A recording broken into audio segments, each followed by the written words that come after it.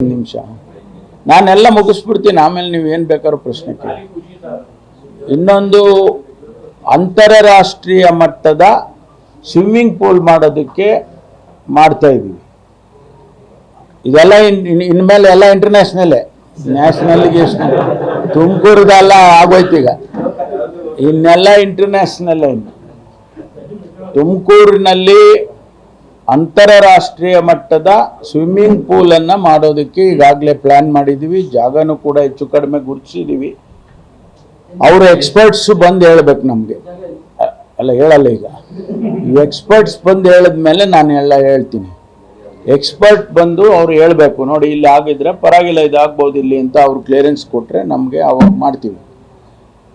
ಹಾಕಿ ಮತ್ತು swimming pool ಎರಡಕ್ಕೂ ನಾವೀಗ ಜಾಗ ನೋಡಿದ್ದೀವಿ, ಹೆಚ್ಚು ಕಡಿಮೆ ಹಣನೂ ಕೂಡ ಒದಗಿಸ್ತಾ ಇದ್ದೀವಿ.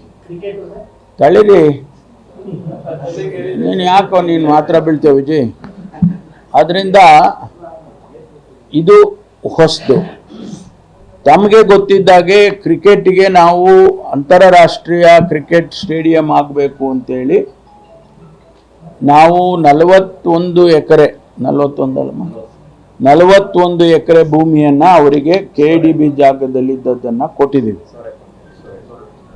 ಮುಖ್ಯಮಂತ್ರಿಗಳು ಬಂದು ಅಡಿಗೆಲ್ಲ ಹಾಕಿದರು. ಅದು ಸ್ವಲ್ಪ ಅವರ ಅಸೋಸಿಯೇಷನ್, ಕ್ರಿಕೆಟ್ ಅಸೋಸಿಯೇಷನ್ ಅವರಲ್ಲಿ ಎಲೆಕ್ಷನ್ನು ಮತ್ತೊಂದು ಎಲ್ಲ ಆದದ್ರಿಂದ ಅದು ಸ್ವಲ್ಪ ನಮ್ಮದು ಇಂಪ್ಲಿಮೆಂಟೇಷನ್ ಮುಂದಕ್ಕೆ ಹೋಯ್ತು. ಈಗ ಅವರು ಈಗಾಗಲೇ ಹೊಸ ಅಸೋಸಿಯೇಷನ್ನು ಮಾನ್ಯ ವೆಂಕಟೇಶ್ ಪ್ರಸಾದ್ ಅವರ ನೇತೃತ್ವದಲ್ಲಿ ಏನು ಅಸೋಸಿಯೇಷನ್ ಇದೆ, ಅವರು ಈಗ ಪ್ರಾರಂಭ ಮಾಡಿದ್ದಾರೆ. ವರ್ಕ್ ಆರ್ಡ್ರು ಈಗಾಗಲೇ ಇಶ್ಯೂ ಮಾಡಿದ್ದಾರೆ.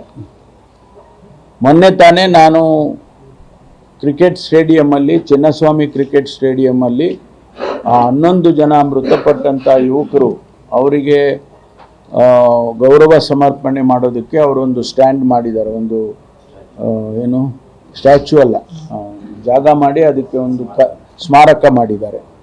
ಅದನ್ನು ಉದ್ಘಾಟನೆ ಮಾಡೋದಕ್ಕೆ ಹೋಗಿದ್ದೆ. ಆ ಸಂದರ್ಭದಲ್ಲಿ ನಾನು ಅವ್ರಿಗೆ ಹೇಳಿ, ನೋಡಪ್ಪ ನಾನು ಏನೇ ನಿಮಗೆ ಸಹಕಾರ ಕೊಡಬೇಕಂತ ಅಂದರು, ಒಂದು ಕಂಡೀಷನ್ನು ತುಮಕೂರಿಂದ ಬೇಗ ಮಾಡಿಕೊಡಿ ಅಂತ. ಅದಕ್ಕೆ ಅವರು ಆದೇಶನೇ ನನ್ನ ಕಡೆ ಕೊಟ್ಟರು, ಕಾಪಿ ಕೊಟ್ಟರು. ನಾನು ತರೋದು ಮರ್ತುಬಿಟ್ಟೆ. ಆ ಆದೇಶನೇ ಕೊಟ್ಟರು, ವರ್ಕ್ ಆರ್ಡರ್ ಆದೇಶನ ಪ್ರಾರಂಭ ಮಾಡ್ತಾರೆ. ಬಹುಶಃ ಇನ್ನೊಂದು ವರ್ಷದೊಳಗಾಗಿ ಅವರು ರಂಜಿ ಟ್ರೋಫಿ ಆಡಿಸ್ತಕ್ಕಂತೆಲ್ಲ ಮಟ್ಟಕ್ಕೆ ತಯಾರು ಮಾಡ್ತಾರೆ.